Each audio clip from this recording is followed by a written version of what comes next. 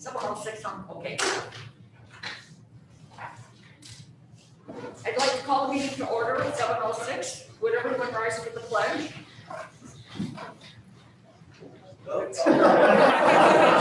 I pledge allegiance to the flag of the United States of America and to the republic for which it stands, one nation, under God, indivisible, with liberty and justice for all. Okay. We have roll call, please. Chavez. Here. Hightower. Here. Jackson. Here. Mason. Laura. Here. Bosa. Here. O'Connor. Here. Okay. Now we need a motion to adopt the cannabis certification. Motion by Rose, second by Alex. Could you read the roll, please? Chavez. Aye. Hightower. Aye. Jackson. Aye. Mason. Laura. O'Connell. Aye. Bosa. Aye. Motion carried. And now we need a motion for the interim chairperson. Well, I'll nominate. No. Oh. Sorry. Motion to elect. What? Do a motion to elect.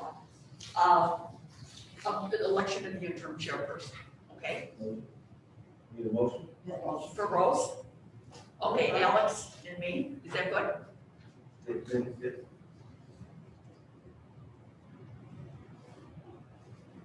Okay, could we have roll call, please? Hightower. Aye. Jackson. Aye. Mason. Aye. Laura. Bosa. O'Connell. Aye. Chavez. Aye. Motion carried. Okay, go for it, Rose. It's all yours. Nominate you again. No, I don't think everybody understood what's going on. What happened? She was asking, she was just giving you a motion. She didn't realize you were saying you nominated. I don't think anyone else did either. You could be the interim chairperson. You're fine. Well, I nominated you and he seconded you. Is it, do you want to do it over? Yes, because if you, who's gonna be secretary? Well, She can't be. we have to have an interim secretary. This is a special board meeting, we got to start the process for a special board meeting.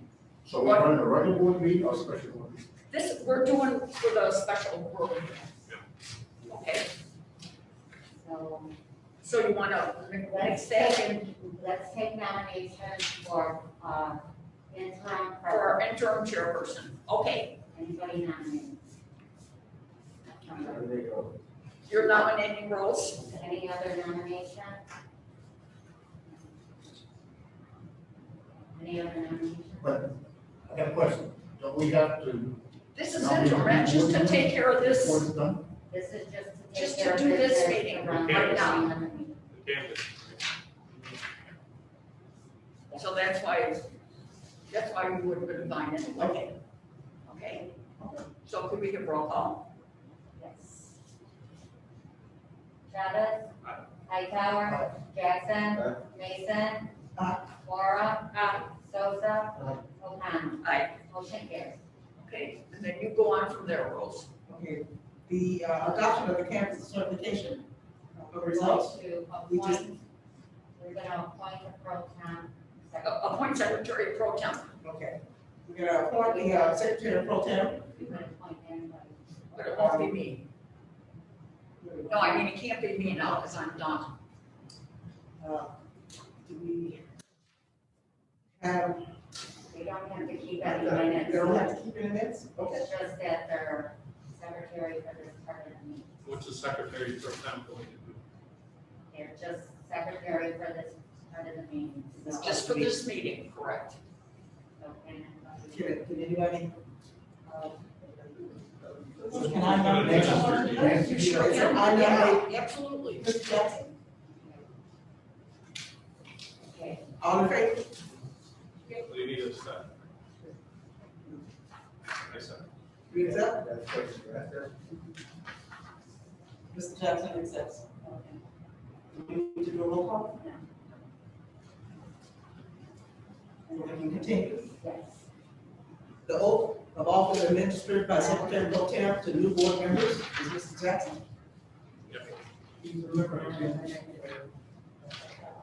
One that's going to- You can't sworn in. So.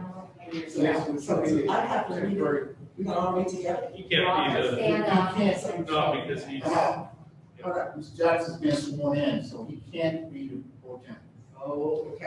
Okay, so. So it have to be Nancy, Carlos? would you sit in as pro temp? Sure. You're asking who sit in? Nancy, because he's been sworn in, so he can't be. He's going in, Right, right. he's been sworn in tonight. Ellen's is going in and so are you. Okay. So we can just stand in and just read it together. Okay. Right here. So your oath is. It's all for us. Right. Okay. So you want this- What am I doing? We're all gonna stand together and read it. I guess we can read it along with you. Right. Okay. You stay. I'll please stand right now. And then I'll read it, Nancy, this is and read it. So just say aye. Just say aye. Do solemnly swear that I will faithfully discharge the duties of the office of member of the Board of Education of School District 87 in accordance with the Constitution of the United States, the Constitution of the State of Illinois, and the laws of the State of Illinois to the best of my ability. I further swear that I shall respect taxpayers' interests by serving as a faithful protector of the school district assets. I shall encourage and respect the free expression of opinion by my fellow board members and others who seek a hearing before the board while respecting the privacy of students and employees. I shall recognize that a board member has no legal authority as an individual and that decisions can be made only by a majority vote at a public board meeting. I shall abide by the decisions of the board while retaining the right to seek changes in such decisions through ethical and constructive channels. As part of the Board of Education, I shall accept the responsibility for my role in the quality education of every student in school district 87. I shall foster for the board extensive participation of the community, friendly goals, define outcomes, and set the course of the school district 87. I shall assist in establishing a structure and an environment designed to ensure all students have the opportunity to attain their maximum potential through a sound organizational framework. I shall strive to ensure a continuous assessment of student achievement in all conditions affecting the education of our children in compliance with state law, and I shall serve as education's key advocate on behalf of students in our community schools to advance the vision of the school district, etc. I shall strive to work together with the district superintendent to lead school district 87 to fulfill the vision of the board has created, fostering excellence in every student in the areas of academic skills, knowledge, citizenship, and personal development.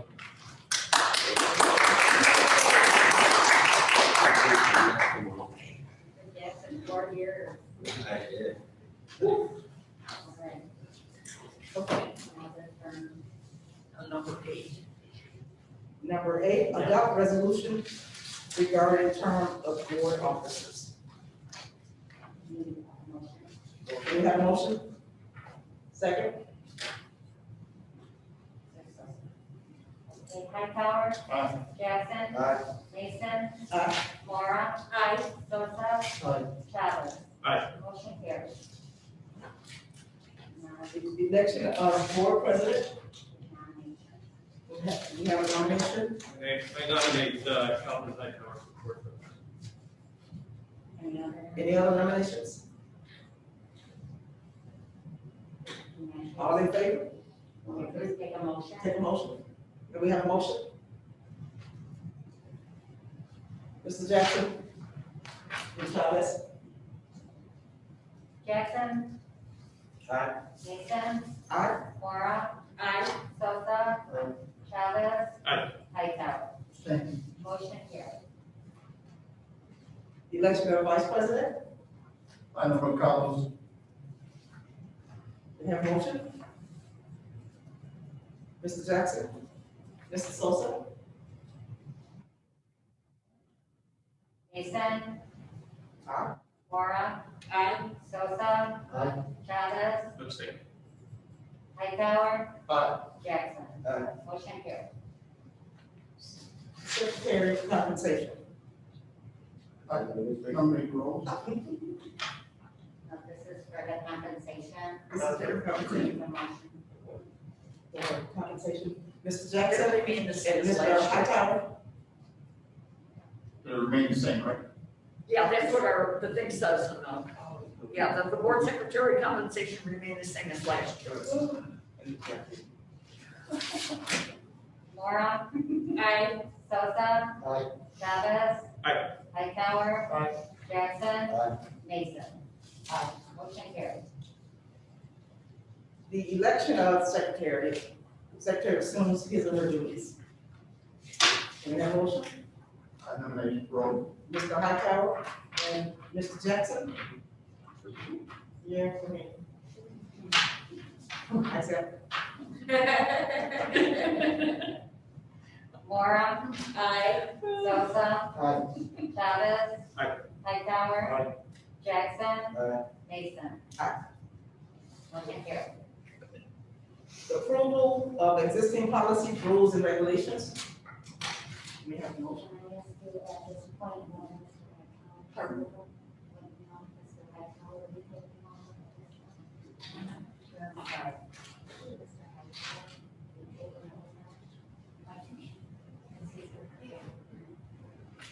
Mr. Hightower, you're the president, so So go for it.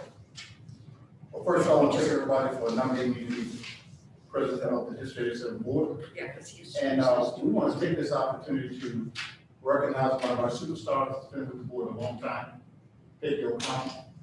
We'd just like to say thank you for everything you've done in this district. She's been a champion for over 36 years. And I've served this board with you for over 25 years, so thank you for your leadership. Thank you for everything you've done for us as a community, as a board member, and I can tell you, we would not be where we are today without your help, your participation, everything you've done. We Thank walked the you. streets a lot of years and getting the Jefferson Street school built, the Raleigh School redone, Whittier, so Peggy, thank you. And with the community, we have a big loss in you leaving our district. So Thank you. I don't want to break up in tears, but you've been a real good friend for all these years, so thank you.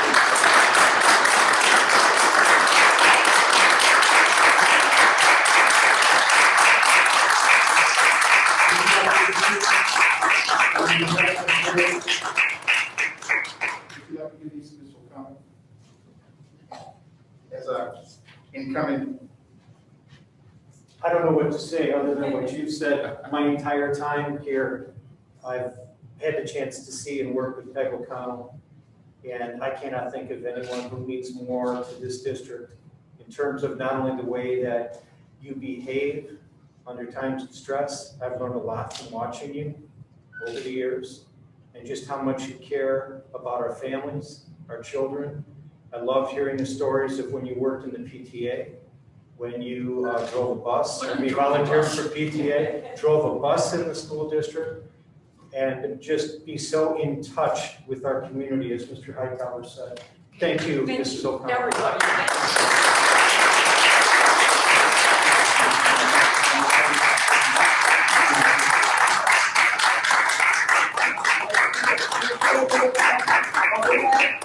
School District 87 Board and the administration, we would like to present these gifts to you. Thank you. This does not measure up to the service that you have given us over the years. The support, the guidance, and the exemplary examples you have set. But we bestow these gifts on you, and we will truly, truly miss you. Thank you. I will miss everybody here.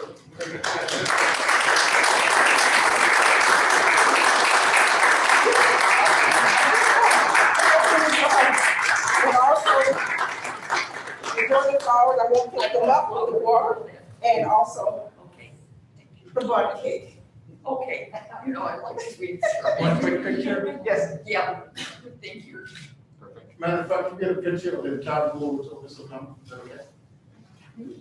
Those are the only ones I can Stand here beside you. Yes, everybody stand up, please. Okay. Okay.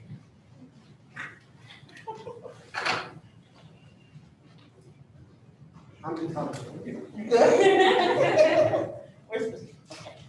Well, here. Keep our mask on, Mr. Hightower. 2, 3. We keep on, yeah, okay, thank you. One more. 1, 2, 3. All right. Thank you. Thank you. Thank you. Mrs. O'Connell, can you hear me? Yes. Yeah. Hello, I just had to say I'm so sorry that I'm not with you on this night, but I'm not feeling well, and better safe than sorry. I want to keep you guys all safe and healthy. But Mrs. O'Connell, you know, I love you dearly. You have made this job a joy, and it has been an absolute pleasure to serve alongside you. You are going to be a huge loss to this board and to this district. And I just couldn't imagine being able to work all these years as a superintendent alongside any other board president or board member. But you've been such a blessing. Thank you so much. We love you so much. And District 87 is a better place because of you. Thank you. Thank you.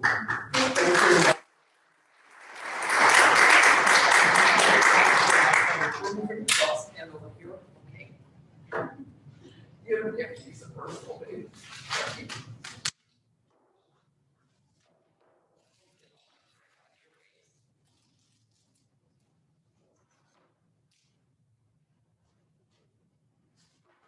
This is like a change in the regards. There's no way we're gonna be able to replace Mr. O'Connell.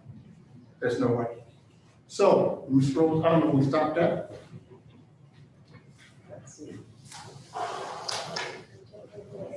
Set the time for the meeting, 13? Yes.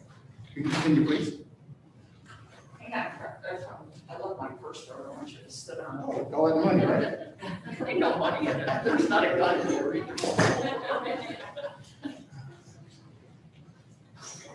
13? Yes. Approval of existing policy, rules, and regulations.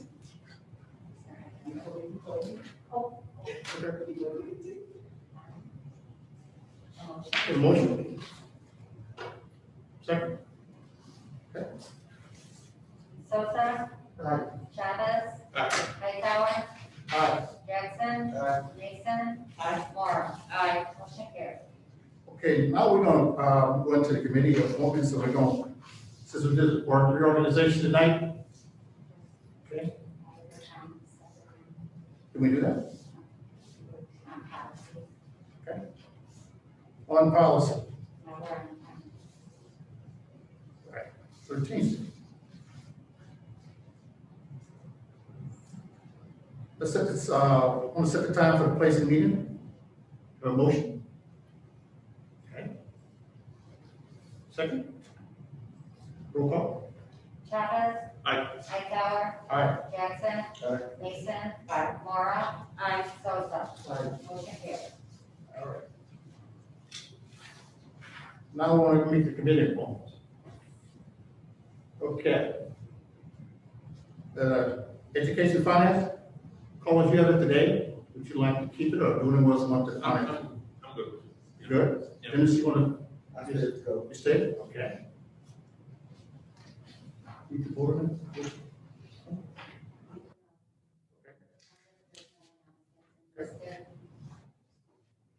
Building and grounds. I've served that committee for a long time, I'd like to keep it if it's okay. If anyone doesn't want it, you can have it. All those like to second, Yeah, I'm fine staying. okay? Anyone else want to serve that committee? Okay. Policy and legislation. We have anyone that want to volunteer for that committee? Call if you have it today, I'm good, yeah. you good? Fine, yeah. Anyone want a second with Carlos? I can take that. Dennis? Okay. Thank you, Dennis, appreciate it.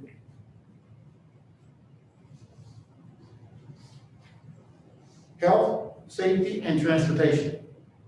That committee is served today by Carlos. Would anyone else like to serve on that committee? Or be on that committee? You will serve him? Carlos, you gonna stay up, chair? I could go second. You go second? So Alex, you gonna be chair? Okay, so we're gonna reverse roll. Alex gonna be chair, and Carlos, you gonna be second? Yeah. Okay.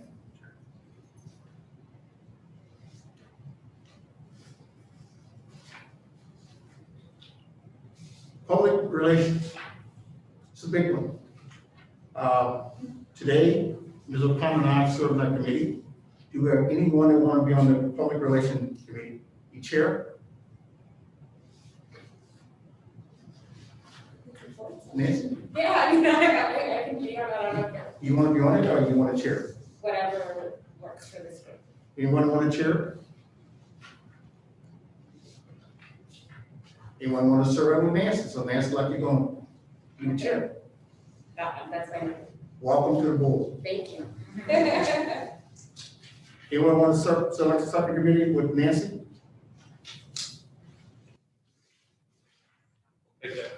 Carlos?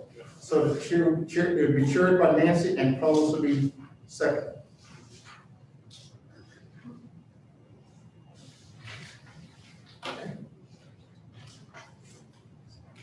Another big one.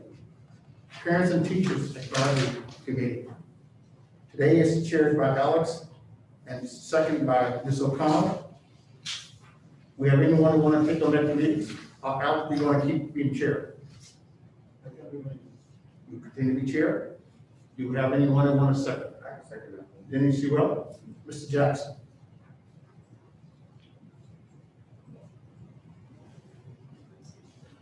Another big one.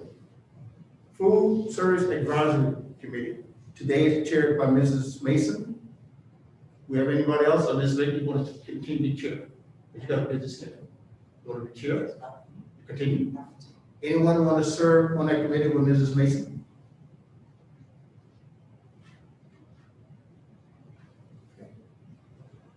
Ms. Mason, you want to chair by yourself?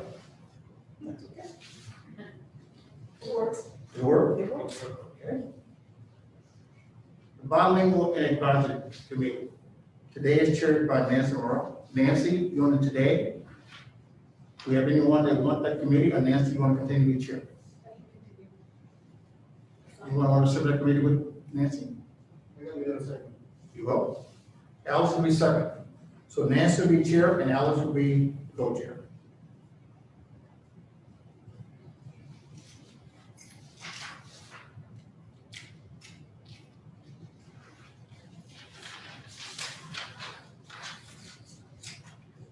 Okay.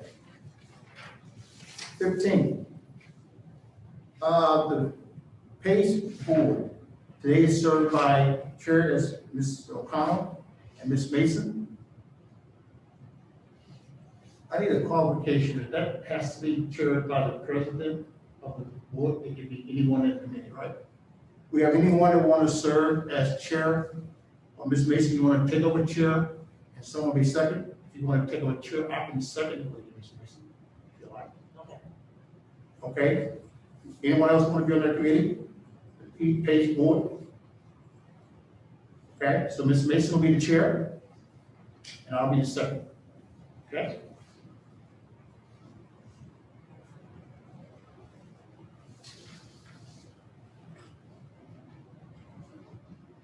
We'll run along. IASB Board, today is chaired by Mrs. Mason. Anyone want to chair that particular committee? Ms. Mason, you want to continue to chair? Sure. Do we have anyone that want to serve on that committee with Mrs. Mason?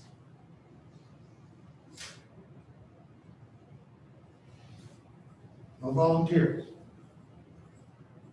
If you get your workload get over her, Nancy, okay.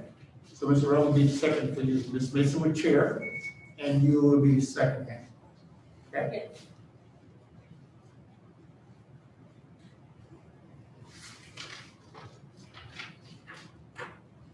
Okay, we have any questions so far? Any questions? Moving right along. Other appointments.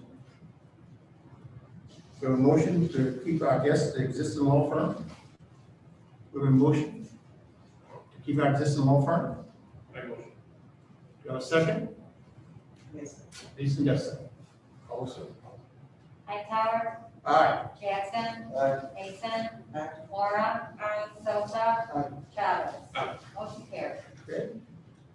We have a resolution for authorized signatures for the board, signature from all board members.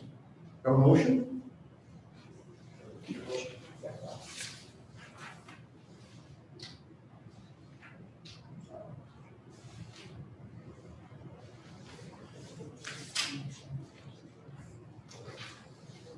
Okay, we're gonna go to the auditor. Should we keep the same auditor we have today?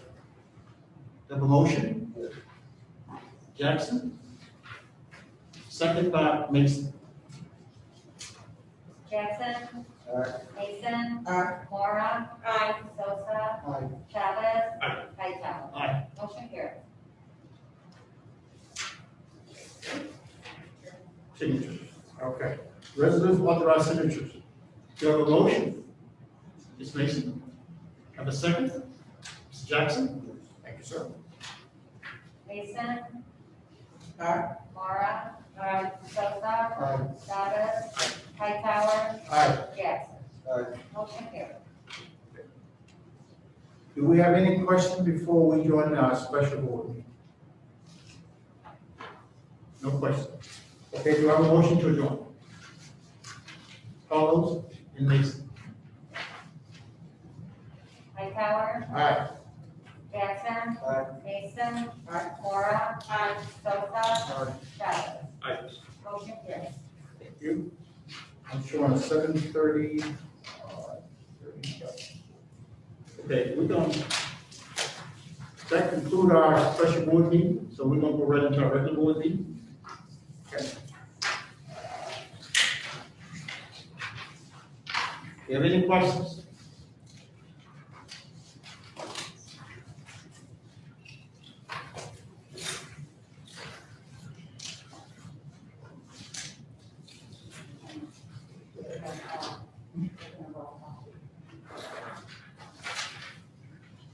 The roll call, please.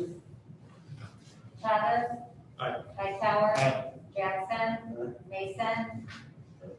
Laura. Sosa. That was to come out of special session, right? Okay, the roll call will just come out of special session, so we're gonna go right into our special board meeting. I'm going at 7:32. I don't think we need to have a roll call, please, Lisa, again, so let's do a roll call first. Chavez. Here. Hightower. Aye. Jackson. Mason. Here. Laura. Sosa. Okay, on the board tonight, we have an audit plan for the, is it 2021? We have a presentation. Yes, we have Joe Lightcap from Baker Tilly with us to discuss the upcoming audit process for fiscal year 21. Joe? Hi, everyone. Can you hear me okay? Yes, sir. All right. Well, thank you for having me tonight. I'm just going to talk a little bit about the upcoming fiscal year 21 audit. Feel free to stop me at any time, ask any questions. I'd love to have a discussion if that's what the board wants, but I'll just give you some generalities about this year's audit. So our audit dates for our interim procedures, we're planning on being out at the district's May 17th through May 19th, and final field work the weeks of August 23rd and August 30th. We do have some wrap-up time later on to kind of finish the report as well. It's consistent timing with prior years. The district will implement one new accounting standard this year, GASB 84, which will move the student activity accounts into the educational fund for financial reporting purposes, not necessarily change anything that the district does on a day-to-day basis. But we'll definitely work with the business office to implement that standard and and any impacts that it may have. We have, along with our financial audit, we'll also perform a single audit as we do every year, which is on the audit of the district's federal awards. And then also an agreed upon procedures engagement letter for the insurance cohort. We'll work with Laura to develop a timeline to present the audit to the board in a timely fashion upon completion. And then kind of into my normal kind of spiel about the audit. So the goal of the audit is to provide reasonable assurance that material misstatements, whether caused by errors or fraud, are detected. During preliminary field work, we'll review the district's internal controls in order to help us plan our audit procedures. And we'll, if we determine that there are any deficiencies in internal controls that are deemed significant or material, we'll communicate those to the board in our annual letter. We will review interim financial statements, read board minutes, and have discussions with management and a member of the board to help determine if there are any additional risky audit areas.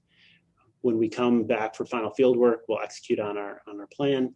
We'll perform tests of transactions to gain our reasonable assurance that the financial statements are materially correct. And we'll also perform the audit of the federal awards at final. So when we come in, we work with management, obviously, to perform our audit, but we ultimately work for the board.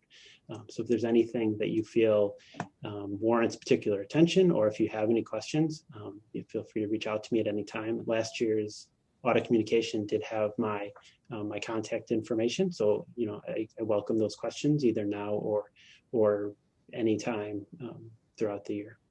I guess with that, I'd see if there's any questions for the board. Joe, were there any red flags that we should be concerned with, especially with all the construction we're going to start taking in the next week or so?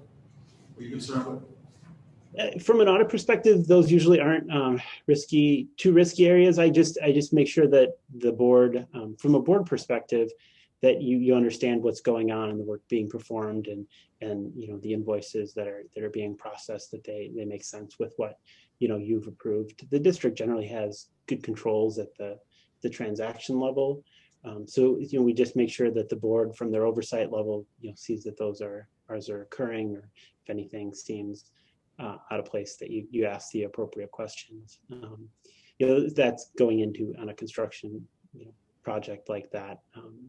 That you are obviously very large, that you're going into, but generally the district, like I said, does have good internal controls over the transactions, and we'll check those to make sure those are still working and operating effectively. We haven't come out for preliminary field work yet, so we haven't kind of seen what's happened during fiscal year 21, but we'll definitely work with Laura to see what's changed and if there's been any improvements or any changes to the internal control structure.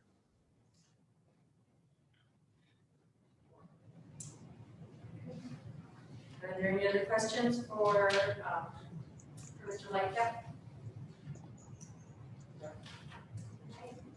Thank you, Joe. Thank you. Have a good night. And we also have the architects, Fred Schuster and Justin Kelly, with us to present an update for you on the construction project. Welcome, Fred and team. Well, thank you very much. And I think we're going to start off tonight with Jesselyn. Jesselyn's going to talk a little bit about the Sunnyside MacArthur project, and then I'll talk a little bit about Jefferson. Yeah, absolutely. Thanks, Fred. And thank you all for taking the time to hear us tonight. Really, I'm just here to provide a design update. It's been a little while since you've seen it. Maybe not a lot has changed since some of you have last seen it, but this is serving as kind of our final design update before we go out to bid. Just looking at finishes and interior spaces, continuing to build a little bit of excitement so that you can know what you hope to see. So taking a look, like I said, just an interior design update, a quick materials update, just so that you have a little bit of perspective on what those finishes look like in a little bit closer detail, and then the exterior design update. And then just as a refresh, the existing floor plan has stayed the same since our last update, with the main entrance off of for buses off of Wolf Road and the car drop off of McDermott Road. I'm going to take this opportunity to provide an update on the planning and zoning and village process. We had a very successful discussion with Planning and Zoning Committee last night, and they unanimously approved for us to move forward to the village board with the variances we've requested, as well as the special use permit, which is standard for this type of project in this zoning district. So they've unanimously approved to move forward, and will be presenting to the village board next week. That's kind of the final step before we have village approval and go to the ROE. So we're tracking along in our permitting process, but did get some really valuable comments from your neighbors, and we're going to continue to work to be good stewards of that. Ultimately, really good reception of the design and drastic improvement of stormwater and traffic layout were well appreciated by the village. So I want to thank everyone for their efforts in helping us plan that out. But just taking a look, jumping right into interiors, this is the concept for what you'll be walking into in your main entry there, your cafeteria spaces. So really focusing on creating identity for both Sunnyside and MacArthur. Durability of materials, making sure that this is built to last, and really highlighting some of those special learning environments, the learning stair, and at MacArthur, the platform stage, really end capping this entry space. Then taking a look at what we're calling our learning commons. So that's that core in between the classrooms and how we're identifying Sunnyside versus MacArthur. So Sunnyside's a little bit brighter, more playful colors in terms of how they're perceived, but MacArthur is also moving a little bit more towards that high school, the bridge between elementary and high school. So getting a little bit more sophisticated, but providing the same opportunities throughout.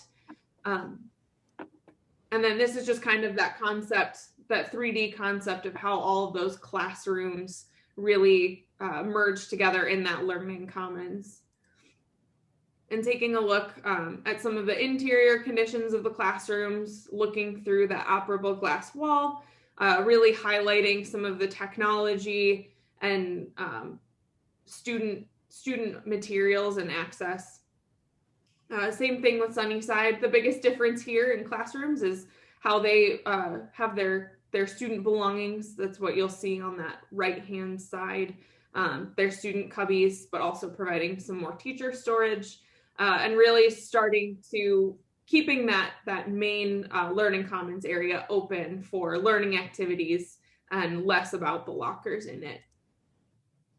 Then taking a look at the media centers, just really trying to bring in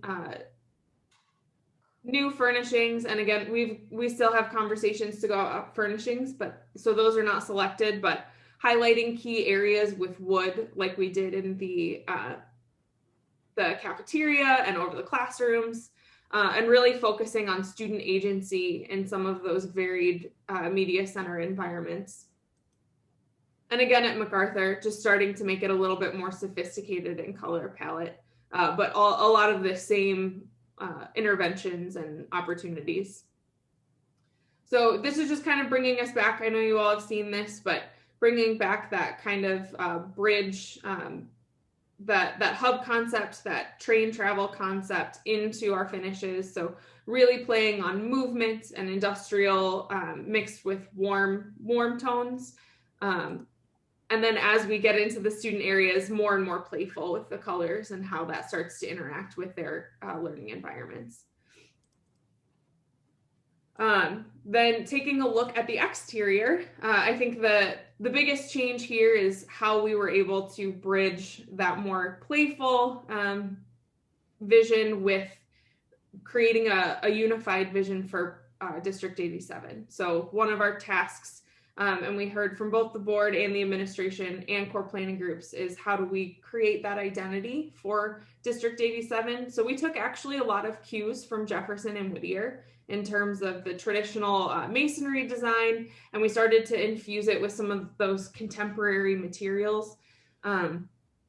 that really starts to bridge the gap between your residences on your west property line and your industrial commercial spaces surrounding all other aspects of your site. So really just starting to take a look at how this main entry can be that beacon, that entrance for community, and really being cognizant that this should be timeless and will stay timeless through the years.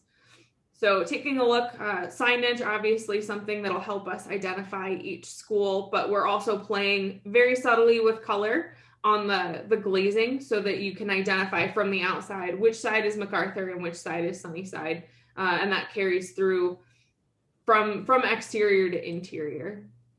So taking a look, this would be standing at basically your district office parking lot, right at the corner there. So seeing what you would look at going towards MacArthur. And then this is the view, again, from the corner of Wolf and St. Charles. We're basically in the play fields here, but wanted to give you guys a view of what that would look like from the street. And then taking a look, this is kind of the last view, but the view towards the residents, looking at those two separate entrances, how they're highlighted with both color and signage so that people know where to go, and how we're able to incorporate that storm shelter, the precast concrete with all of the other materials. It carries through that feeling from the front of having that beacon all the way through and just changes what its material looks like in the back. So having some visibility of your community space from front to back. So I know that was a really brief overview. I know you have a few more presentations tonight, but I welcome any questions or comments. Happy to answer anything you want to know. What's the target for brick and ground? We still on target for that? I'm going to let Tom touch base on groundbreaking. I believe it's the 1st of June, correct? Correct. Yes. Yep, we are on target for that.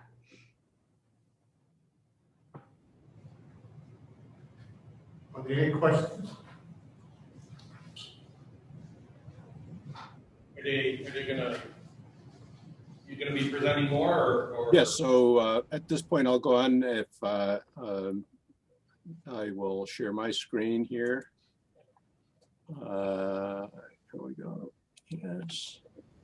And screen one, share. Okay, so if you can see the plan of the Jefferson site, this project is intended to improve the traffic flow, traffic safety, pedestrian safety at Jefferson School, and also increase the amount of parking that's available. And so, as you know, right now we have that's big central drop-off driveway that comes off of 46th Avenue. And in this drawing, north is at the top, that's 46th Avenue at the top, and St. Charles is on the right. So right now there's a big drop-off drive right in the middle. And you all know about the traffic problems that we have on 46th Street with cars queuing and backing up onto St. Charles Road. So the main focus of this project is to create a longer queue line that's off of the street. And we create that by being able to take cars through this parking lot and then back down 46th. And you can see that we've eliminated the angle parking on a good part of 46th Street and replace that with a long parent drop-off lane. And that will give us a lot of queuing space, and we really feel that this will eliminate backups on St. Charles Road and should provide for a much more orderly and safe pickup and drop-off traffic flow. With this, we are also constructing a large parking lot at the east end of the site along St. Charles Road. And we're going to have now about 59 additional parking spaces on site.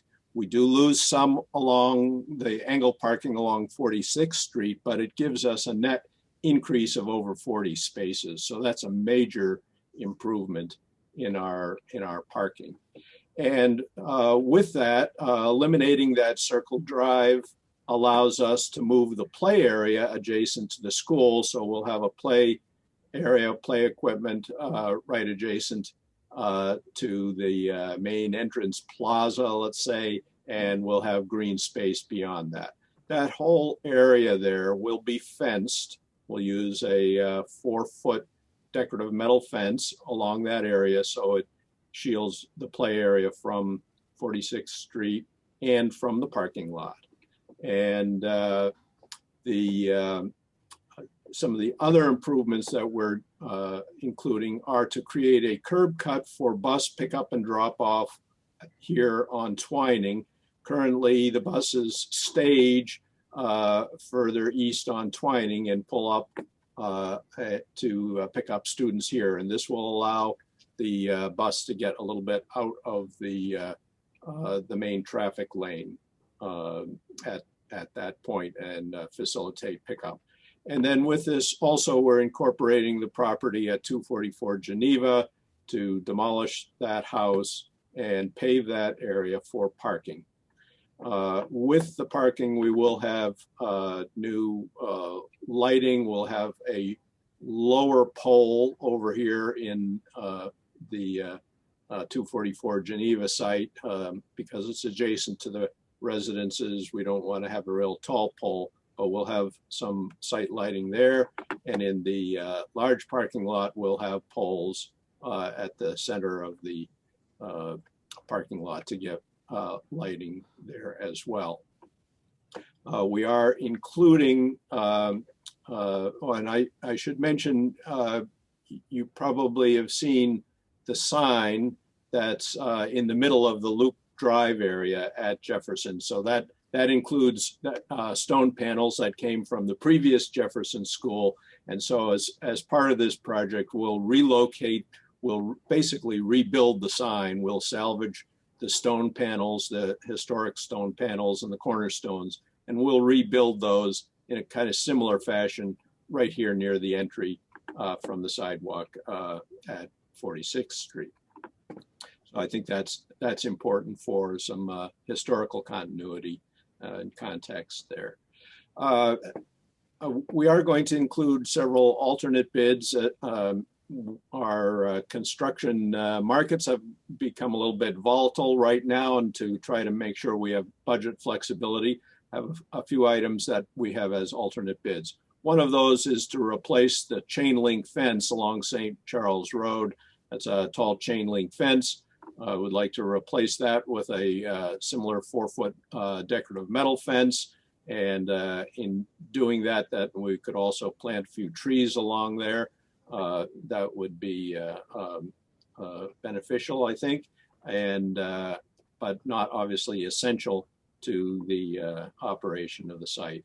Another feature that we'll include as an alternate bid is to create a ramp, or I should say gently sloped sidewalk on the east side at Geneva, so that we have an accessible path to the building. Right now, there are steps, and there are the sidewalks are steeper than the ADA criteria. So lengthening that little loop of sidewalk allows us to have wheelchair access at that side of the building, which we don't currently have.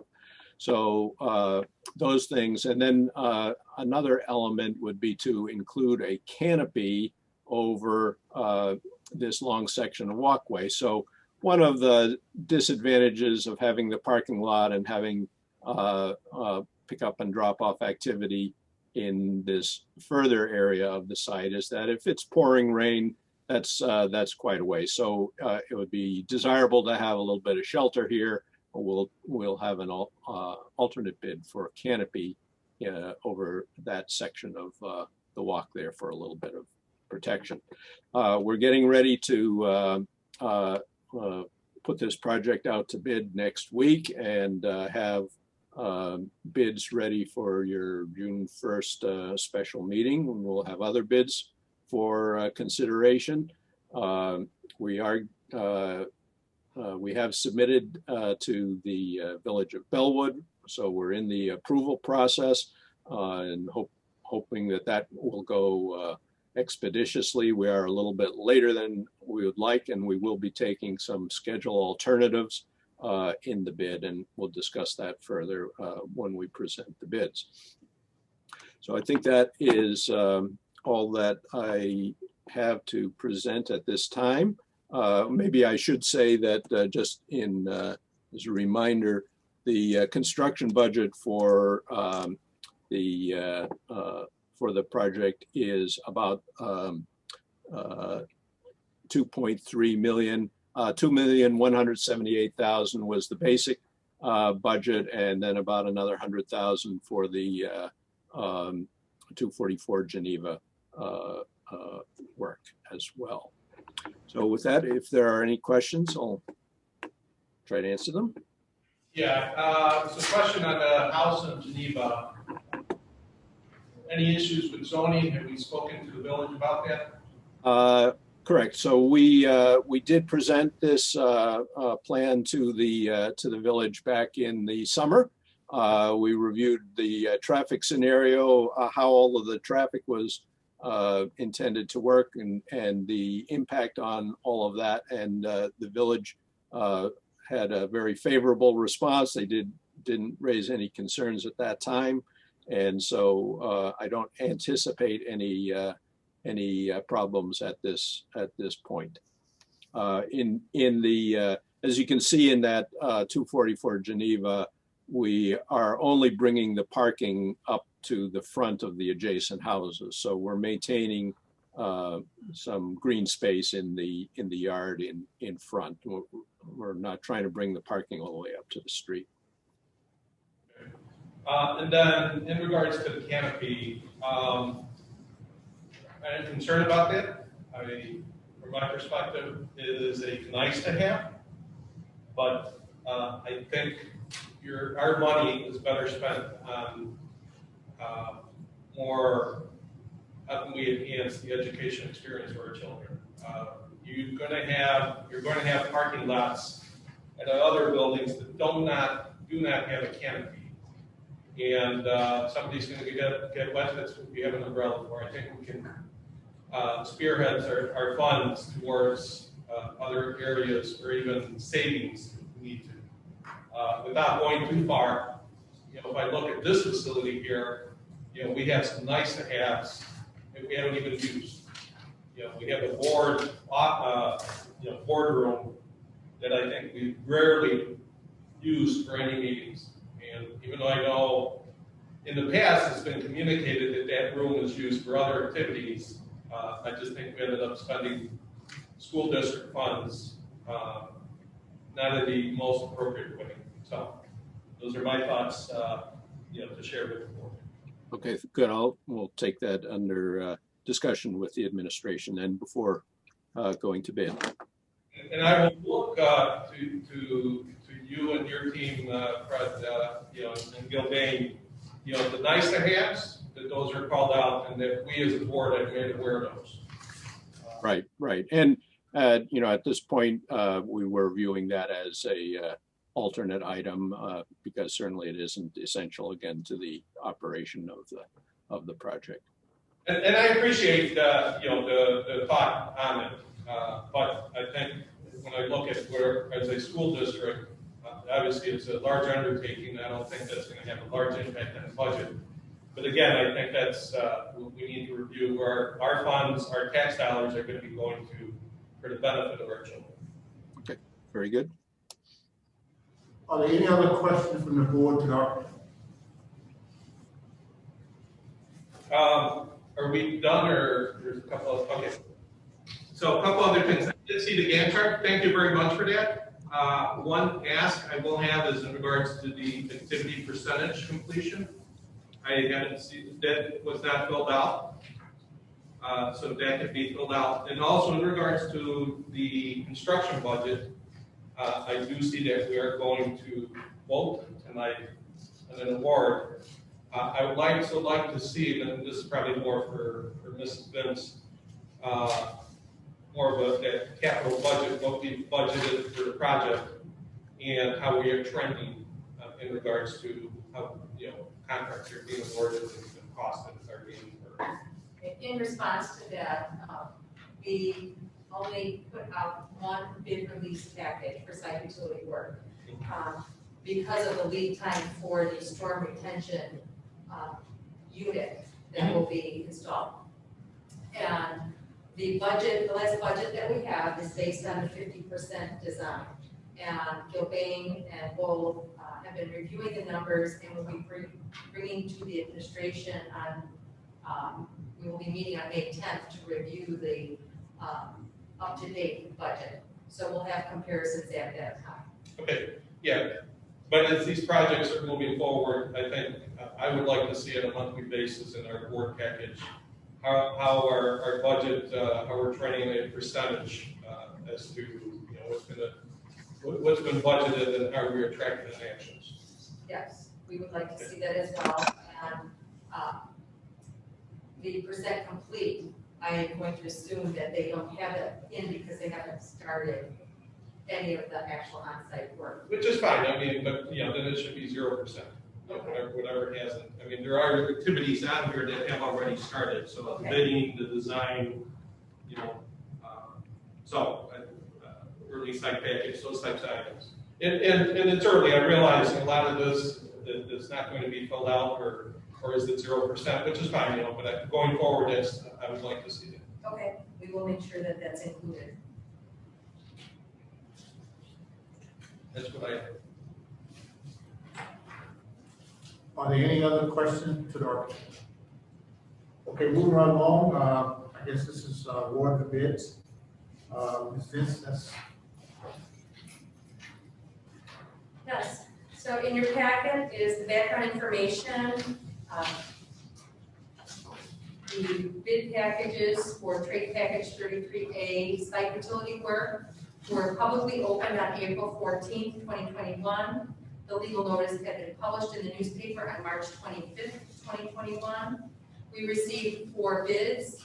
The lowest responsible bidder as recommended, has been vetted and recommended by Gilbane, is for Alessio and Sons Company.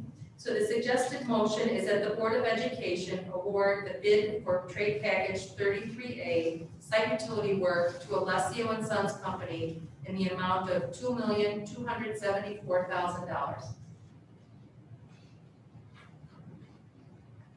Motion by Carlos, second by Mr. Jackson. Roll call. Chavez. Aye. Hightower. Aye. Jackson. Aye. Mason. Mora. Aye. Sosa. Aye. Motion carried. Thank you. Anything else, Ms. Vince? That is the end of my agenda items at this point. All right, thank you. Thank Moving you. along, public participation. I made a motion to either accept all the letters of request for FMLA's promotion. Ms. Sosa and Mrs. Jackson. Roll call, please. Hightower. Aye. Jackson. Aye. Mason. Mora. Sosa. Aye. Chavez. Aye. Motion carried. Okay, under consideration of business, we have some minutes from last board. Can I retake and put those all in one package? Yes. Get a motion? Follow? Okay. Jackson. Aye. Mason. Mora. Sosa. Aye. Chavez. Aye. Hightower. Aye. Motion carried. Okay, go to report. Dr. Bressingham, thank you. No, this is for old business. I have no old business. Dr. Zimmerman, Old business. thank you. Ms. Nance? Yes. The suggested motion is that the Board of Education approve the accounts and claims payable authorization as presented. And there were no questions this month. Get a motion? Carlos, second, and Ms. Jackson. Mason. Aye. Laura. Aye. Sosa. Chavez. Aye. Hightower. Aye. Jackson. Aye. Motion carried. And the monthly building rental report is included in your packet for your review, and this is for informational purposes only. Thank you.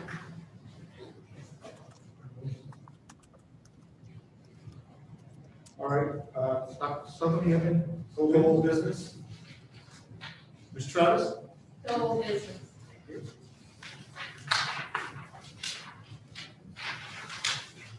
Any other old business? Okay, can I get a motion to go into closed session and discuss item A through D? Mr. Jackson? And Ms. Moore? Roll call? Laura. Aye. Sosa. Aye. Chavez. Aye. Hightower. Aye. Jackson. Aye. Mason. Motion carried. We're going to close session at 8:05.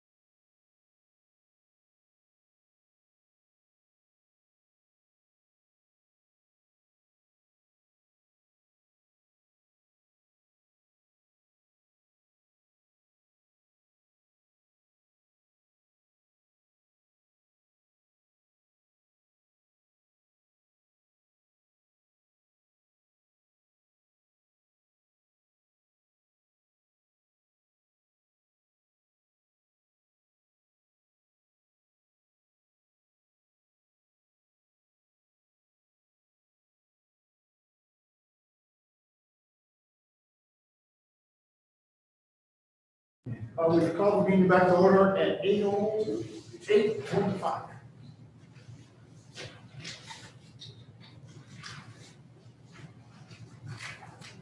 Okay. Okay. There. Serious new business. Yeah. Dr. Bressingham, what are you on?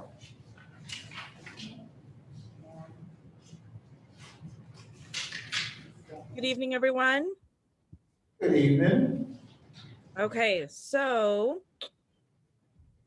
the first is to ask that the board accept the letters of intent to retire from the following personnel: Diane Keating from Sunnyside and Sheena Marsh from Jefferson. Have a motion? Okay, Carlos and Jackson. Roll call? Sosa. Aye. Chavez. Aye. Hightower. Aye. Jackson. Aye. Mason. Aye. Laura. Aye. Motion carried. And we ask that the board approve the license leave request as presented for Kristen Beers, Beth Hyros, and Nayla Yukani. Motion. Call. Dennis? Roll call. Chavez. Aye. Hightower. Aye. Jackson. Aye. Mason. Mora. Sosa. Motion carried. We ask that the board accept the resignations of the following personnel: Deborah Allen Head and Olga Camacho. Have a motion. Mr. Jackson? Mr. Sosa? Hightower. Aye. Jackson. Aye. Mason. Mora. Sosa. Chavez. Aye. Motion carried. We ask that the board approve the educational support staff leave requests as presented for Holly Allen, Maria Cordova, and Teresa Gargano. Roll call. Motion, I'm sorry. Mr. Moore? Second. Chavez. Roll call. Jackson. Aye. Mason. Aye. Mora. Sosa. Chavez. Aye. Hightower. Aye. Motion carried. We ask that the board approve the recommended dismissal of Danielle Shannon, teacher aide at Northlake, effective immediately as discussed in closed session after due consideration of the information presented by the employee and administration as presented. Motion. Mr. Sosa. Second. Mr. Jackson. Roll call. Mason. Mora. Sosa. Aye. Chavez. Aye. Hightower. Aye. Jackson. Aye. Motion carried. We ask that the board approve the revised 2020-2021 school calendar as proposed, showing the beginning of school as August 24th, 2020, the end of school as June 4th, 2021, with 171 attendance days, 3 institute days, 5 remote learning planning days, and 2 all-day parent-teacher conferences for a total of 180 days. Do we have a motion? And Mr. Jackson. Roll call. Mora. Sosa. Chavez. Hightower. Jackson. Aye. Mason. Motion carried. We ask that the board approve the revised 2021-2022 school calendar as proposed, showing the beginning of school as August 23rd, 2021, the ending of school as June 10th, 2022, with 180 attendance days, 3 institute days, and 2 all-day parent-teacher conferences for a total of 185 days. Mr. Chavez and Mr. Jackson. Roll call. Sosa. Chavez. Aye. Hightower. Aye. Jackson. Aye. Mason. Mora. Motion carried. In anticipation of school returning to full-time next year, we would like to re-enter into our intergovernmental agreement with Memorial Park District for their before and after school care program.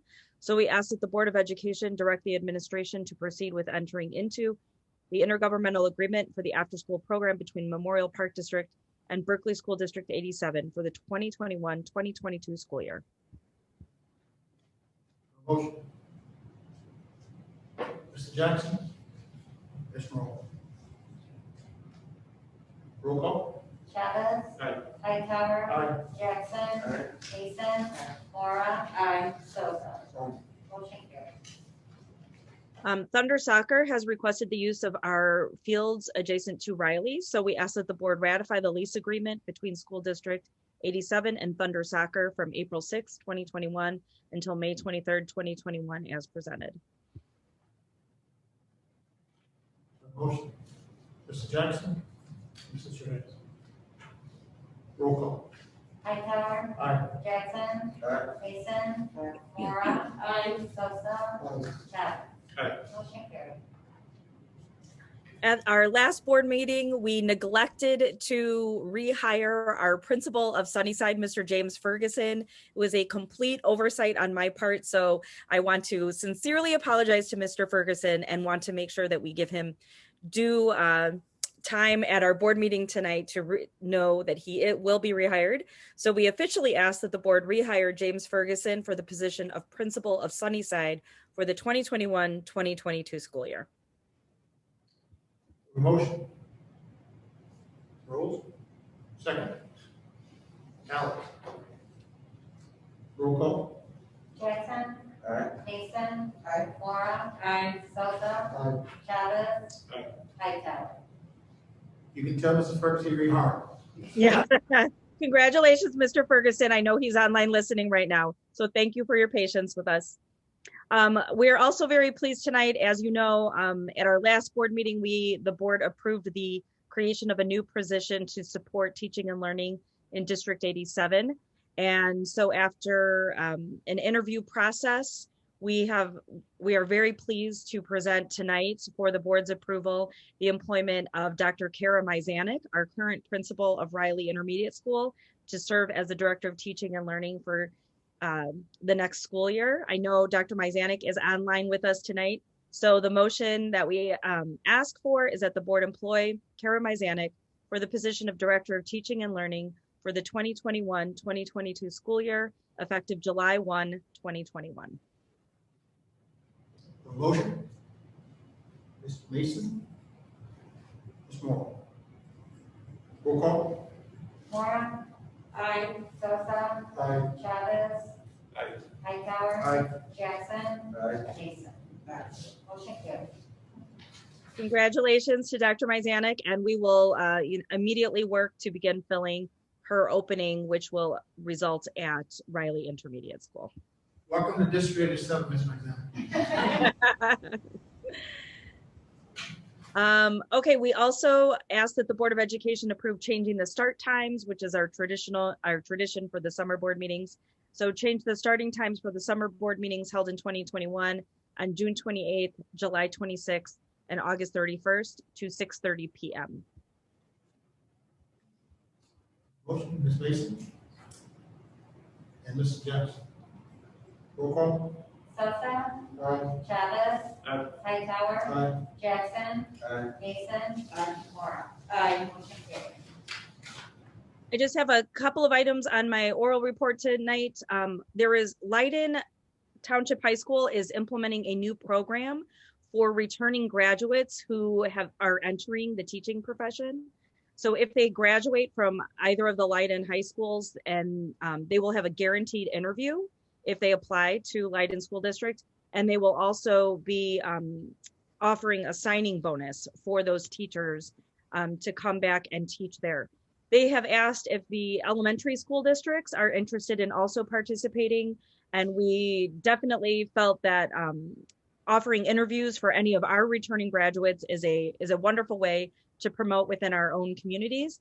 But elementary districts at this point, obviously it's a big commitment to offer any type of signing bonuses, but we said at least at this point we would consider offering interviews. So that's something that we can continue to discuss, but we wanted to let you know that Leiden will be implementing that, I believe, starting for the next school year. Planning for the return for 2021-2022. As we said before, we're really optimistic and hopeful that the mitigation layers that we've put in for our hybrid learning are really proving to be successful. We've seen other districts who are operating successfully as well. We are hoping with the guidance that we will be able to offer a full return to school in the fall. So that planning is beginning now. We have actually asked our parents as they complete the online registration process if they plan to send their children back. Exceptions will need to be made for those who have medical accommodations. So we are looking at what type of remote learning. I'm sorry, my apologies. We are looking at opportunities for remote learning for those students that may need that exception, but we are really trying to concentrate our efforts on welcoming students back for 5 full days a week next year in the fall. So Dr. Sullivan and the administrative team will begin working on that, and then also with a transition team to ensure that we have a safe and healthy return to school in the fall. And then just 2 reminders. I know we've sent these out before, but this Sunday, May 2nd at 11:30, Mrs. O'Connell and I will be, I believe we'll be present for the Berkeley baseball ceremony. So please come out to the field and join us if you would like to be a part of that. They will be recognizing the partnership with District 87. And then on June 1st, we have our special board meeting, and immediately preceding that, we are on schedule to have our groundbreaking ceremony beginning at 6 p.m. So hopefully all board members could attend at 6 p.m. and then we'll have our special board meeting at 7. Unless there are any questions, that is the end of my report. Are there any questions from Dr. Person? Good report. Thank you very much. We hope you get well soon. Thank you so much. Appreciate it. Zimmerman? Good evening, everybody. First, I would like to congratulate Dr. Myzanek for becoming our new Director of Teaching and Learning. I'm really excited to have her join our curriculum team, so welcome to District Office. Next, I'd like to talk a little bit about summer band. We are really excited to be adding summer band opportunities to our summer school this summer. We'll be offering our District 87 Beginning Band program as an opportunity for our students to learn to play the flute, clarinet, alto, saxophone, trumpet, trombone, and or percussion. So this is an effort to recruit beginning band members. Students do not need to have any prior experience for band. This program will be open to any students entering the 5th or 6th grade in the fall. And I really want to thank Mrs. Lazzarini for her initiative and dedication to growing our band program for our students. We're really excited to be able to offer this opportunity this summer. The other exciting information I wanted to share with you is we did receive, just late last night, hot off the press, our ELA audit results, our curriculum instruction audit. And I'm just going to touch upon a few strengths that they shared with us. First, the auditors were highly complimentary of our staff, students, and our families. They wanted to share, I wanted to share with you that our team, that they shared that our team was extremely professional, very forthright with the information that they shared, and that they felt that it really came from a very genuine place of wanting to provide the best learning experiences for our students in 87. They also commented very positively on our families' knowledge of our schools and that the learning that was taking place in the classrooms. One thing that they did note that they were very surprised about was that we were able to secure a translator for one of our families so that the parent could attend and be part of that process. They said that that's very rare in their experiences as an auditing team, and they really commended us as a district to be able to secure that for our families. One of the strengths that they shared was that we had developed a curriculum council this year, and we have a curriculum review cycle that many of our grade levels assess our students' reading through Frontis and Pinnell and our math. That Berkeley's Best recognizes students' positive learning behaviors. They thought it was great that our physical education teachers support our primary students with sight word fluency. That we have an inclusion model is in place for our special education and English language teachers going and co-teach with our classroom teachers.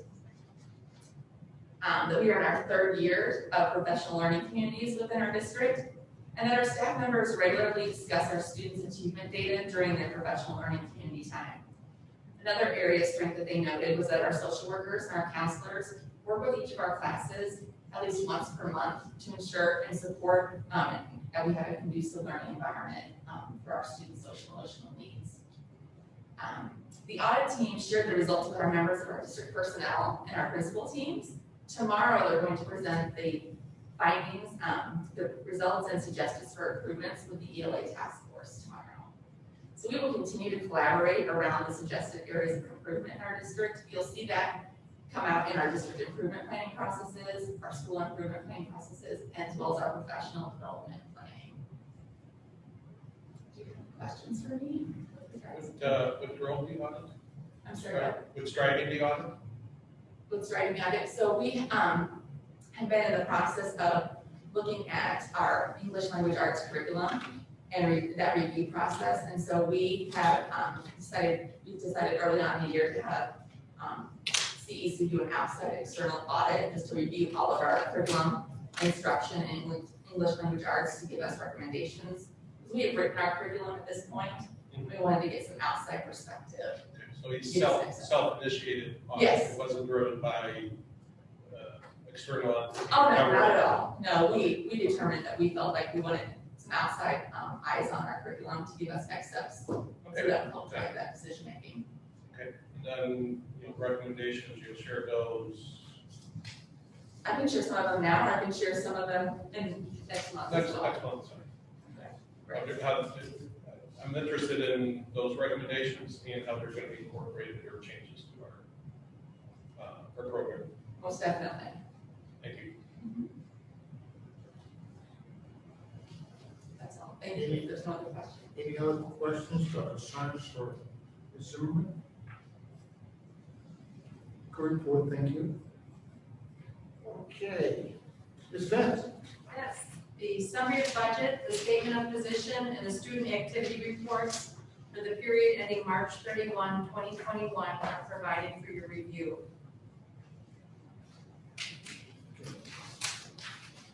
And in the fall, I informed the board that we had kept many of the FY20 estimated expenditures in the budget due to the uncertainty of how the FY21 school year would look as far as the delivery model, in-person, full remote, or hybrid. At that time, I indicated, as many other districts, we would likely amend our budget once we were better able to ascertain the true needs of the district for the FY21 models used. In addition, the board made the decision to increase the amount of the second bond issue in February 2021. Initially, we had thought we would split that between 21 issue and 22 issue. And because if you recall, the environment for bond issues was so favorable that the board made the choice to sell a higher amount in February. So because of those differences, it requires us to amend the budget.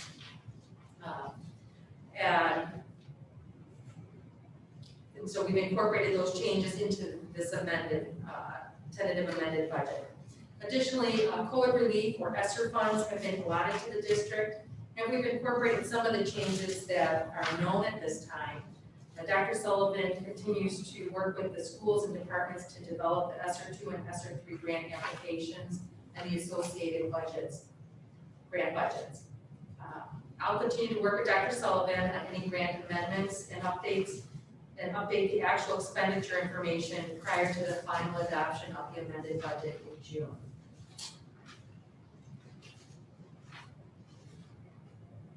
And another key area we changed was the regular and special ed transportation estimated expenditures have been updated to reflect actual COVID contractual payments, as well as estimated payments for hybrid transportation.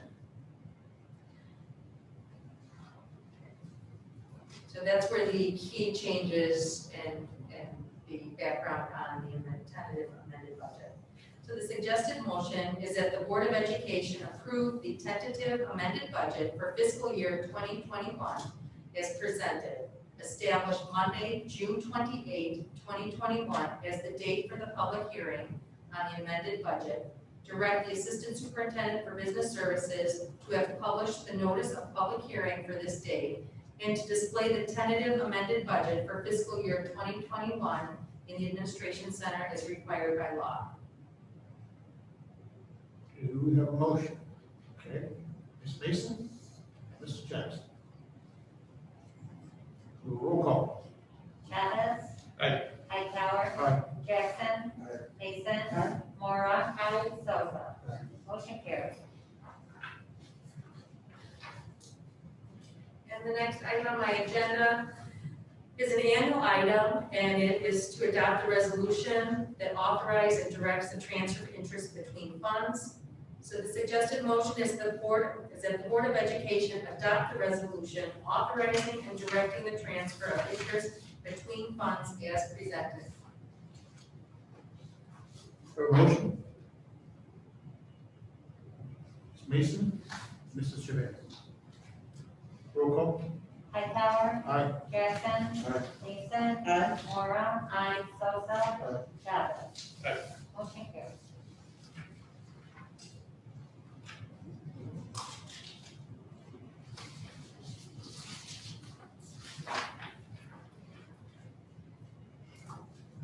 The next item, the suggested motion is that the Board of Education approve the renewal contract agreement with NSN Employer Services as presented. Ms. Morrow, Ms. Mason. Roll call. Jackson. Aye. Mason. Mora. Sosa. Chavez. Aye. Hightower. Aye. Motion carried. And then I ask the Board of Education to approve the contract agreement, approve the food service milk department vendor contract for the 2021-2022 school year as presented. Have a motion, Ms. Mason. Mr. Sosa. Roll call. Mason. Mora. Sosa. Chavez. Aye. Hightower. Aye. Jackson. Aye. Motion carried. And that the Board of Education approve the contract agreement for Romano Landscaping LLC for lawn care and grounds maintenance as presented. Motion, Ms. Mason. Ms. Morrow. Roll call, please. Mora. Sosa. Chavez. Aye. Hightower. Aye. Jackson. Aye. Mason. Aye. Motion carried. Okay, and along with our first award of the trade package earlier this evening, based on our agreement with Gilbane Building Company, at this point, we are asking the board to assign the awarded bid for trade package 33A, site utility work as presented and approved to Gilbane Building Company, and authorizes the board president and administration to take all actions reasonable and necessary to accomplish the assignment. Motion. Ms. Mason. Mr. Sosa. Roll call, please. Sosa. Aye. Chavez. Aye. Hightower. Aye. Jackson. Aye. Mason. Mora. Aye. Motion carried. Okay, and as Mr. Chavez commented earlier, the first item in my oral report that is provided in your packet is the executive summary report, which is your Gantt chart, the schedule, and the summary narrative provided by Gilbane. And we will provide that every month, and we'll ask to incorporate those changes you recommended. Are there any other questions related to the executive summary? Okay, thank you. And then the administration team had a discussion with Gilbane Building Company and the architects related to the approval of change orders in that process. And while, of course, we're trying very hard to plan for alternates and try to reduce the amount of change orders, but it's very likely that we may see a change order. Any of you that have been on the board, served the board when we had other construction projects, change orders occasionally do come up. And to keep the process, the construction process moving, some change orders may be time sensitive, and to stay on schedule, a recommendation during our meeting with the construction management company and the architect was possibly getting the authority to approve some change orders between board meetings and then bring them to the board to ratify. And setting a limit, so change orders that may come up that were time sensitive, that were under a certain dollar amount, be approved by the administration and then ratified by the board. Other change orders that were exceeded that dollar amount or were not as time sensitive would be brought to the board at the next scheduled board meeting. So the dollar amount that was suggested in the discussion was to use $25,000 as a threshold, and a change order that was under that we could make the decision to keep the project moving and then get it ratified. So looking for a discussion with the board and consensus. If there's consensus, then we would bring this item, put it on the May agenda for board action. So we know there will be change orders. There will be change orders. So your recommendation is that you make a unapproved assignment for a change order and then bring it to the board at a later date?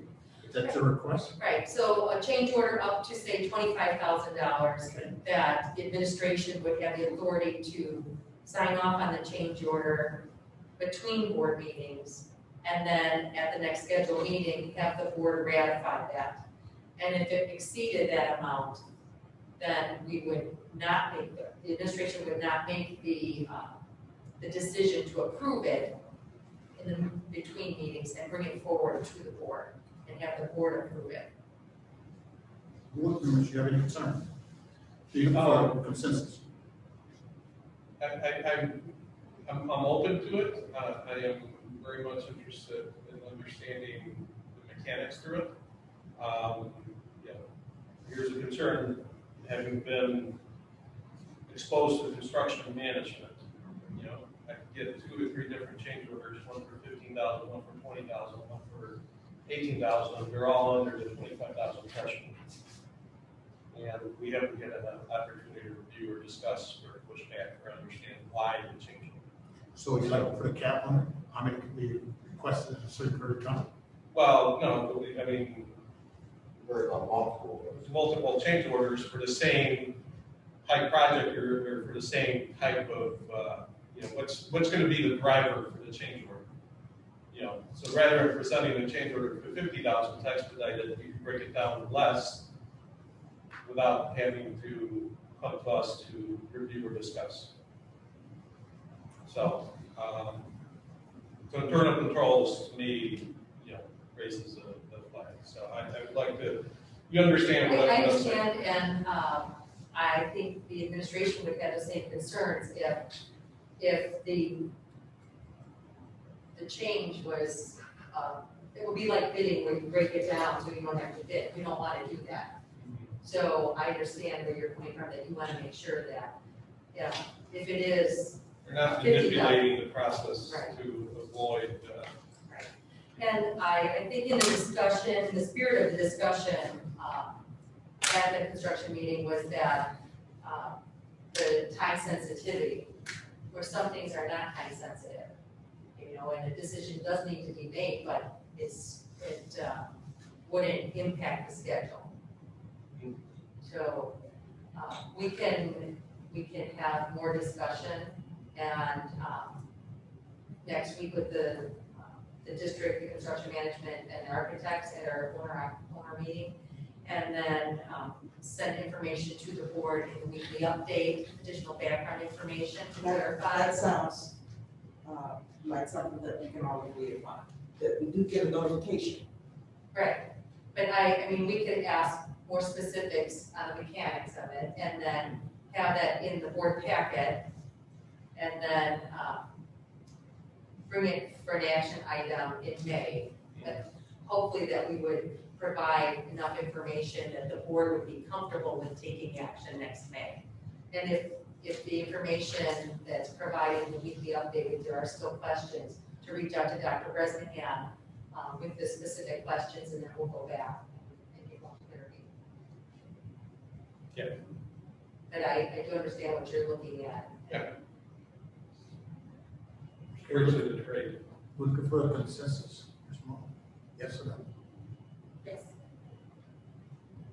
So we are agreeing that with the change order, up to the. No.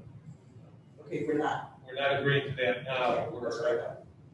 We'll agree to it at the next board meeting, considering they provided. So I raised the concern, and how is that concern going to be addressed, so that there is an abuse of that?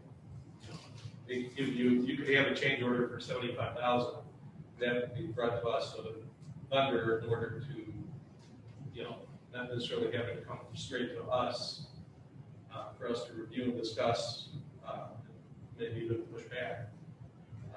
You know, they could break it down even further. Okay.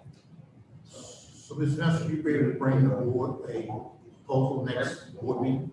We will bring something forward at the May board meeting, but I will talk to Dr. Bresnahan. We will bring it up at the owner architect construction management meeting next week, and try to get some more clarity, and then ask Dr. Bresnahan to put it in the weekly board packet so that you have some more information to address the concerns. And if there, I mean, we certainly could, if there was a large change order and it would impact the schedule, we certainly could reach out to the board to have a special board meeting. You know, or in consensus and then ratify it. So we're going to table this particular request to next week. I have consensus from the board, so I will get the additional information. We will bring it back as an action item, but in May, but we will provide additional background information in the weekly updates for you, to hopefully address Mr. Chavez's concern. And you will be expecting a decision. In May, yes. And so if the information provided in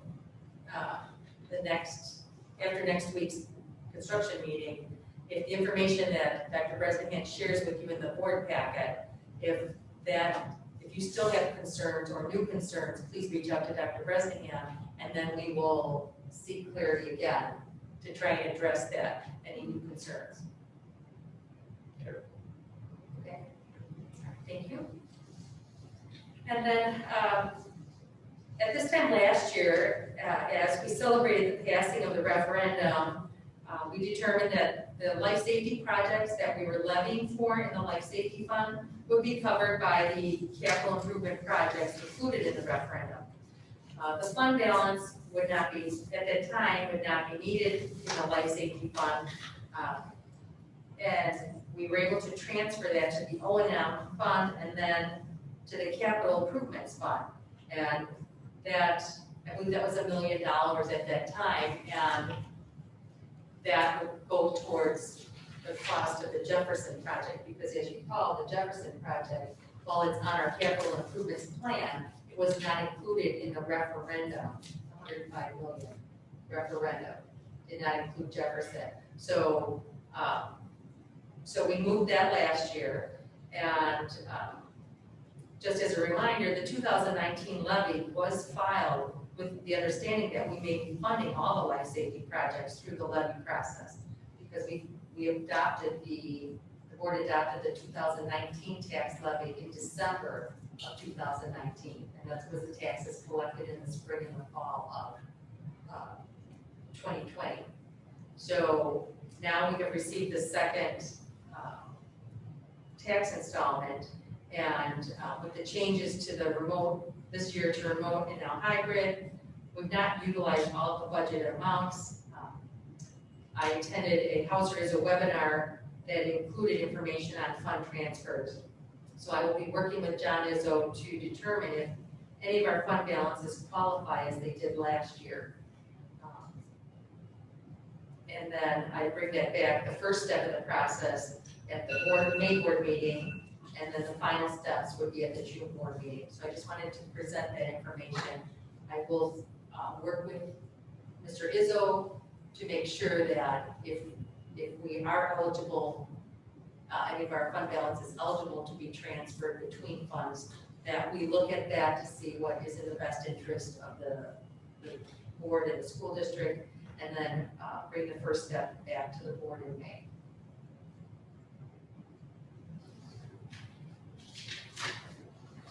And then I wanted to share some updates from Vanguard, natural gas cooperative that we purchase our natural gas through. So over the last 2 months, I kept the board updated on the excess gas usage. In February, when we had the cold weather and then the weather catastrophes in Texas, and it really impacted the gas supply. So I share with the board that anything over our pre-purchased amount or pre-reserved amount would be charged at the average weighted cost. And in March, at the March board meeting, I did share that we received invoices that reflected that average weighted cost. Well, I received a call from Vanguard, and those initial invoices were calculated when they had 95% of the data on the actual usage. So now that they have 100% data on the actual usage and cost, they completed an audit, and we will be receiving a credit of $12,000. Good news. My other good news on Vanguard is they shared with us that the markets are dropping due to the lower demand and no weather-related pressures. Russ Buin, our rep from Vanguard, anticipates that the markets will continue to drop over the next month and a half, and that we should consider locking in, extending our lock for one more year, which we've done this pretty much every year, I think. So I will be bringing that information. I'll be meeting with Russ Buin in early May to discuss ways to address the February type usage and the type markets in the future, as well as current market rates, and then look at what the rates are to lock in the extended year. And so at this point, I would be seeking more consensus that if the market drops between either now and the May board meeting or the May and the June board meeting to that low enough rate where they feel it's the best time to secure that rate, to give Dr. Bresnahan and myself authorization to sign the rate lock and then bring it to the board at the following board meeting to ratify it. Because when they give us those rates, those market rates, they're good that day to close the business. So we can't hold them to a board meeting. So if I have consensus, then Dr. Bresnahan and I will continue to monitor that with Vanguard and then move forward at the appropriate time. You good with it? Very good. Okay, very good, thank you. And then I wanted to share, SKIP is our liability pool, and they're partnering with Gallagher National Risk Control. The program's launched this new initiative to analyze SKIP's past loss history and implement risk controls that will reduce potential hazards and future losses. So the National Risk Control Team represents the pool and not the carrier. So that is a key information that is more of an education and training for the members of the liability pool. And the goal is to reduce future losses to members of the pool. This is achieved through providing employee training on various risk exposure topics that are customized based on SKIP's top loss drivers. And a variety of those options will be available. And our workers' comp pool itself also utilizes a similar employee training program and risk control assessment resources. They do walkthroughs. So they look at the district's experience, all the member districts in the pool, and the districts that may have either a high number of risks or losses, I should say, or just overall, they will target the training either to specific districts and do walkthroughs with those districts, or provide general training overall to all member districts. So that will hopefully help keep cost control for the liability pool.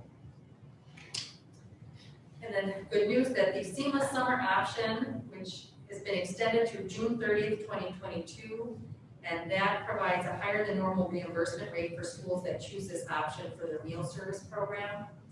We're currently operating on the summer food service program that offers the same higher rate. The announcement came out. ISB is working on additional guidance that will be provided through the child nutrition program, and we will review that guidance and then follow up with it as additional information becomes available. And my last item, a little to lighten it up a little bit, the number of meals that we have served to date, COVID meals. So from the shutdown last March through July of 2020, we served over 309,000 meals, or provided meals. And then this year, August through April 19, we provided over 453,000 meals. So a combined total of over 763,000 meals to our community. So our students and community. So that is the end of my report, unless there are any questions. Good report. Any questions to anyone? Okay. Thank you. Thank you. Dr. Summer. Thank you. Some quick updates from special services. First, just to revisit a topic that we've talked about before, But just some updates with our COVID-19 testing and school options. We have been working on, we're putting together our processes for what is called the Binax Now nasal swab test. So Paula Lind, our district nurse, has trained all of our nurses, so all of our nurses are eligible, certified to administer the nasal swab test. So what that is a test that can give, our plan would be to offer this through a consent to parents. So if parents choose to participate in this, if a child has symptoms at school, it allows the nurse to add additional layer of mitigation where they could give that test and within 15 minutes have a positive or negative result. And that would be added to our mitigation procedures that we already have. And that may help us, as you know, we've been working to get children back in school, but also to keep them in school, because that's one of the other things we want to continue to explore. So right now, our consent is being looked at by the attorney, and we are going to begin with children who are symptomatic. We also can explore staff who are symptomatic, and those are the recommendations we have right now. It's possible we can get it going this school year.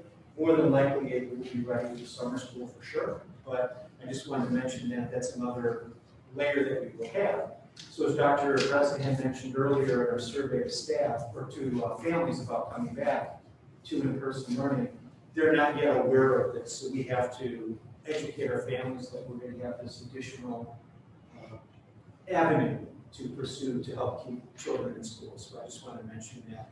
There also is a PCR test, which we can explore as well, which is considered to be more accurate than the Binax Now. That one is a 3-day process. The reason it takes 3 days is that's the saliva test. And we have to work out the procedure should we explore that, where we would gather the saliva, monitor it, inventory it, and have it transported to a lab. This would be for 6 schools, again, for children who may be symptomatic. So one of the scenarios we can foresee would be a child, let's say, is symptomatic. The parent gives consent. They take the Binax Now test and that comes up positive. That could be an example where we might want to have that child to also take the PCR test while they're sent home on their quarantine, but then they would then get that further test. Because until things change, that is the test the children would need to come back to school, which would be that negative on the PCR. All these things we have to do just to keep kids in school, but these are the areas we need to keep educating ourselves on and providing options. So I just want to give a quick update. Quick question. Yes. You mentioned that our legal is reviewing the test. As far as for the release or the consent. The consent. I am interested in understanding how that consent will address a false positive or a false negative. And I am also interested in understanding what is the cost impact, for our district of the tests, and to what extent either tests, what that cost impact is going to be. So, yeah, I can address that cost. There's no cost to this program. okay. And in terms of the false positives, whether it's for the PCR or the Binax Now, that's part of any testing that you do in terms of the COVID process right now. But those results are given to the state, and that's part of the requirement because the state is monitoring the children and the results. So every test we give has to be accounted for, and it's actually required us also to have the biomedical waste disposal because it's a nasal swab. And I will see if I can learn anything else about the percentages of false positives, but there is, I believe, a chart about that for both the Binax Now and for the PCR. It's not 100%. Yes, and I'm more interested from a risk, from the perspective of a parent unhappy that we called out a false positive or a false negative, and any repercussions. And that's why I'm interested in what our legal has to state related to that. I should have to find out on that. Okay. The summer learning updates, we're moving forward with that. We have 3 principals now. Mr. Petrowski will be our middle school principal. Dr. Tasha Thompson Gray will be our principal at Riley. And Ms. Elizabeth Pikes will be our principal at Whittier. So our next step is to enroll children. And we look forward to having approximately 300 children in summer school beginning in early June. So just want to mention that. We're moving forward. ESSER 2, you heard Mrs. Vince talk about that. That grant is essentially completed and ready to be submitted. This is a larger grant. This is the one for $2.5 million. And we wanted to turn this one around because we're supposed to be receiving also an ESSER 3. We didn't want this hanging out there. So a couple of larger ticket items I wanted to bring to your attention is we are looking to, we're writing this into the grant. So this doesn't mean we're going to do everything that's in here, but it's a plan. One of those items is to have all of the HVAC ductwork in each of our schools cleaned. That is a recommended step to take, so we're going to include that in the grant. We are also looking for more stronger quality tents. We purchased tents last year, but our wind tore some of them to shreds, to be honest with you. So we need to have some that are a little more durable. Another area we're looking at is salaries for temporary remote teachers. And the reason we're thinking about that is we know there will be some sort of remote learning next year. Even though we're going to be promoting it, there will be children we anticipate who minimally will end up having to be quarantined. As we were talking about these tests, we imagine there will be positive results. Those children won't be allowed to come into school, but they still need to receive their education. We are learning that one of the challenges this year was to have our teachers teach both the children in person while also teaching the children remotely. That was very difficult for our teachers to do. So if we can hire people using these ESSER funds and on a temporary basis, maybe a 1-year contract related simply to teaching remote, that may allow us to still deliver our curriculum in a remote manner, but relieve that burden of a teacher having to do both of those methods of instruction. So we're exploring that. One other large ticket could be each of those teachers may need a space to teach because we are spreading people out in our buildings to make sure that we're following those mitigation procedures. We may also be able to explore a trailer or two that would be adjacent to our, let's say, one on the north side, one on the south side, where those teachers could work. Doesn't mean we're going to do it. Those are just things we're exploring that we weren't able to think about before, but when we have $2.5 million, we might be able to explore that. So I'll keep you posted on that. I just wanted you to know those are the kinds of things we had to look at. And we also threw in the grant 2 snow removal tractors. We'll just see if we'll take that. We put that in there too, because why not? We had the opportunity. Also, consolidated district plan, I would like to bring that to the board in May, your approval. And what that is the district plan that allows us to access our grants for FY22. It's something you approve each year, and I'll include some of the data that Mrs. Zimmerman was talking about from our audit, part of our needs assessment. As you know, with our school improvement process, it's a process of constantly implementing and revising. And that's what we're doing as a district to make sure we have constant improvement with our teaching and learning. And then I wanted to thank Mrs. Mason for attending the Food Allergy Management and Wellness Committee last week, and we will have those minutes for you at the May board meeting. And that's the end of my report. The summer school, we still going 2 sessions, right? Yeah, the first one's going to take place from June 9th until July 1st. And then the second session is planned for August, to take place in August. And I've met with approximately 45 different teachers. And Mr. Hightower, I'm so proud of our teachers who want to do this in-person summer school. And you target 300 students. Yes, for the first session. And then we should have the funds for the second session, but I wanted to get the first session up and running first, and then we'll get the second one. And K through pre-K, pre-K. The grades are going into, so we're targeting kids that are going into pre-K, all the way going into 8th.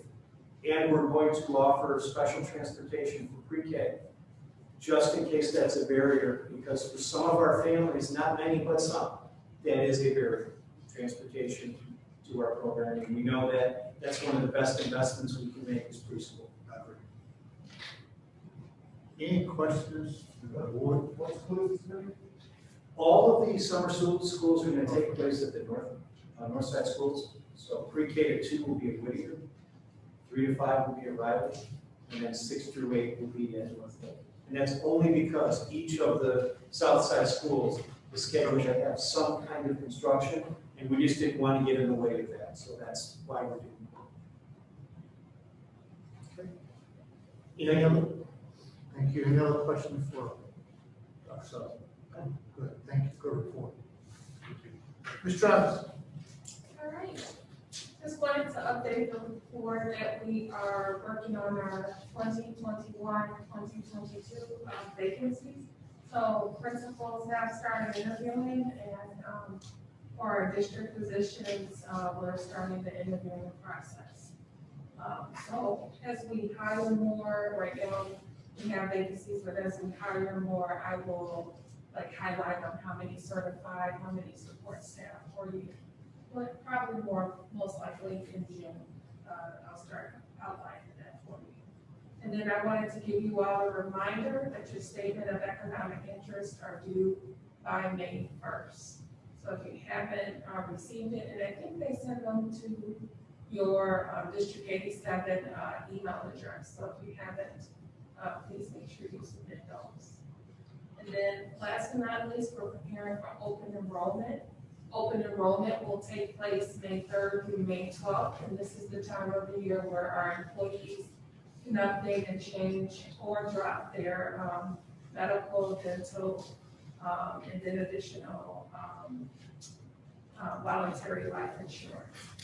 This year, we usually have representatives from our benefits come out. But this year, they did create a video, and so we will place it on our staff portal and make it available to our staff members to review. And so my department is working with the schools and the staff to update their benefits. Unless you have any questions, that's the end of my report. Any questions from the board? Okay. Any other new business? Announce the next board meeting will be May 24th at 7 p.m. Do I have a motion to join?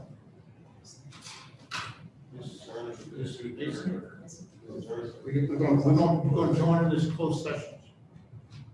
Okay? We'll go right into closed session after this closed session 2. So I need a motion to join from regular session to closed session. Ms. Mason and Mr. Jackson.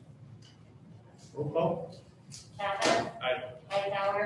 Aye. Jackson. Aye. Mason. Aye. Mora. Aye. Sosa. Aye. Motion carries. Okay, we're gonna have a closed session interview. No action after the interview, okay? Thanks, everybody, for the minute. Thank you. Good night, everyone. Thank you. Let's